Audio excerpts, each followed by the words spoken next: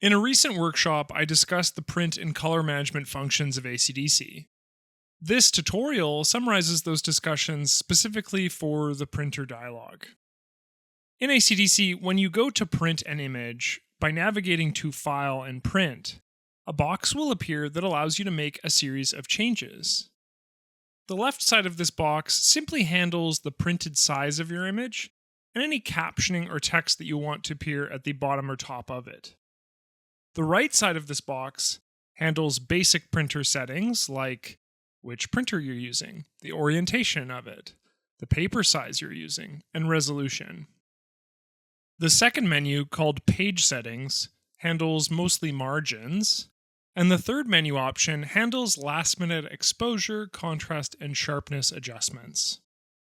The menu that we are most concerned with, however, is the Color Management section at the bottom of Printer Options.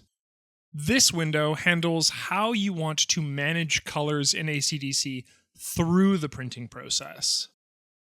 In the event that you don't know how to use this window, or you don't have a printer profile for the printer that you are using, we recommend allowing the colors to be managed by the printer itself with this menu item. In the event that you do know what these settings do, or if you have relevant printer profiles installed, we recommend using Management Handled by ACDSee. When you turn on ACDSee's management, several other options will become available to you. The first is Printer Profile. Printer Profile allows you to select the ICC profile that matches your above printer settings. Printer profiles are typically installed when you install your printer, so it's likely that yours will already be listed here. Simply select it. Printer profiles ensure that the printer gamut or color range that you are using is as accurate as possible. Advanced users will consider also downloading ICC profiles for the printer paper they are using, in addition to the printer. This ensures continuity of the range of colors in your image from ACDSee to the paper are as accurate as possible. The next option in our list here is rendering intent. The gamut, or range of colors in your image, will almost always be greater than how the printer can recreate those using CMYK ink or cyan, magenta, yellow, and black. This second option handles how you want to strategize that difference.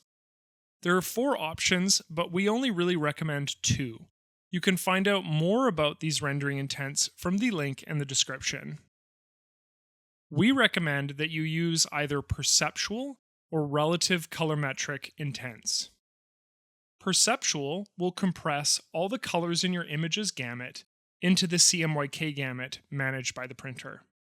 Relative colorimetric will take all the colors outside of the CMYK gamut and assign them to the closest value inside the CMYK gamut.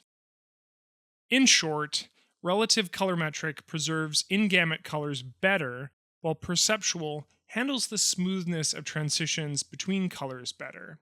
In about 80 to 90% of your projects, you will likely use perceptual rendering intent. The last 2 options are soft proofing and gamut warnings.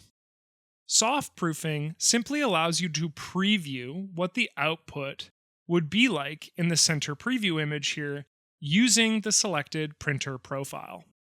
When I change my printer profile, you will see that when I soft proof, there will be a slight variation in how the image is presented.